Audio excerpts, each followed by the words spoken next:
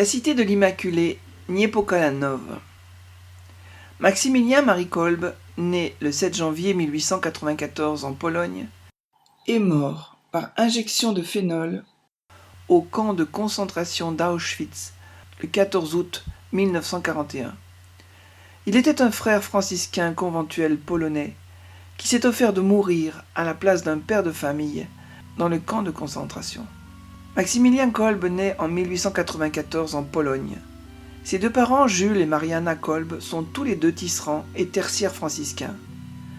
Agacé par le caractère turbulent de son second fils, sa mère lui aurait demandé un jour ce qu'il deviendra plus tard. Profondément interpellé par cette question, Maximilien se serait alors adressé directement à la Vierge Marie.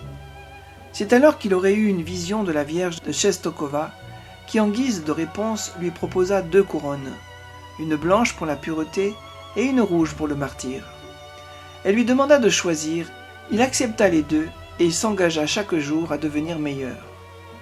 Alors qu'étudiant, il se pose la question du sacerdoce, il voit des franciscains passer dans sa ville. Il les suit et devient prêtre franciscain conventuel. Entré au noviciat des franciscains en 1907, il prononce ses vœux définitifs à la Toussaint 1914. Il est alors envoyé à Rome pour son noviciat et il est ordonné prêtre le 28 avril 1918. En 1917, à Rome, il fonde la Mission de l'Immaculée, spiritualité fondée sur le don total à l'Immaculée, pour devenir un instrument entre ses mains. Sur la même lancée, il crée en janvier 1922 le journal Le Chevalier de l'Immaculée. En août 1927, il fonde Niepokalanów, la cité de l'Immaculée près de Varsovie, où ils seront jusqu'à près de 800 religieux. Il y met en place une maison d'édition et une station de radio, toutes deux destinées à promouvoir la vénération de la Vierge Marie, tout particulièrement dans le mystère de l'Immaculée Conception. Après la fin de la guerre, les activités reprirent avec un grand élan, mais le gouvernement communiste ne tarda pas à s'y opposer. Le 3 mai 1966, on y célébra une des journées les plus importantes du millénaire de l'évangélisation, avec la consécration de la Pologne à l'Immaculée, selon l'esprit du Père Kolbe. Aujourd'hui, Niepokalanów attire presque 500 000 pèlerins par an. La fête principale est l'Assomption. C'est l'occasion d'y faire des rites agricoles, bénédiction de l'herbe, action de grâce pour les fruits et les récoltes, de jouer de la musique folklorique, de réciter le chapelet des 7 joies de Marie et d'entendre les frères faire quelques discours sur les thèmes mariaux. En 1930, il vit le même apostolat au Japon avec 4 frères où il fonde une autre cité de Marie. 2 ans plus tard, il partira aux Indes avec la même mission mais un moindre succès. Il revient en Pologne en 1935 et imprime un quotidien catholique. En 1939, sa fraternité fournit l'abri à des réfugiés polonais, catholiques ou juifs. Il est arrêté une première fois et battu avant d'être libéré.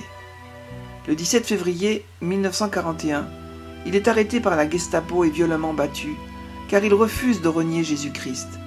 Puis il est transféré le 28 mai vers le camp d'Auschwitz, sous le matricule 16670.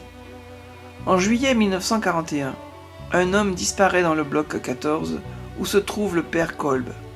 En représailles, les nazis sélectionnent 10 hommes de la même baraque qui, enfermés, sont condamnés à mourir de faim. Maximilien Kolbe se porte volontaire pour remplacer l'un des 10 prisonniers, un père de famille. Les nazis consentent à la substitution.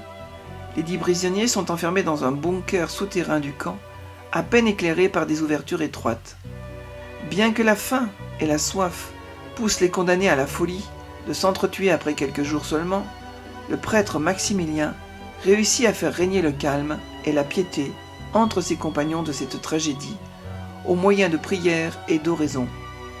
Après 2 semaines sans nourriture, seul le père Kolbe, qui a soutenu et vu mourir tous ses compagnons, est encore en vie. La place venant à manquer, il est exécuté le 14 août d'une injection de phénol dans le bras. Son corps est brûlé dans un four crématoire le 15 août. Maximilien Kolbe a été béatifié comme confesseur en 1971.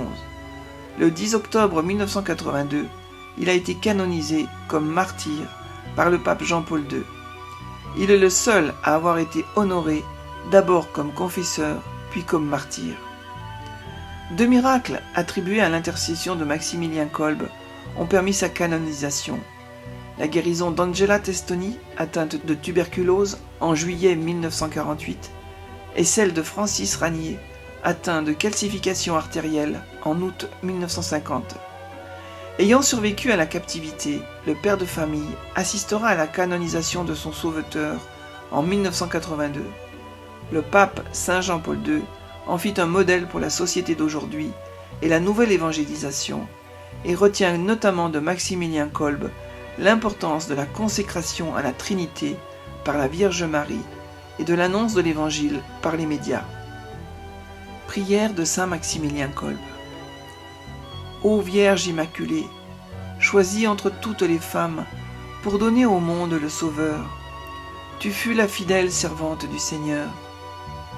Donne-nous de répondre à l'appel de Jésus et de le suivre sur le chemin de la vie qui conduit au Père. Vierge toute donnée à Dieu, arrache-nous au péché, transforme nos cœurs. Reine des apôtres, fais de nous des artisans du royaume, que notre vie témoigne de l'Évangile au milieu de notre monde, en quête de lumière, de vérité et d'amour. Partage avec nous le souci de ton cœur maternel, et aussi ta vive espérance, qu'aucun de tes enfants ne soit perdu.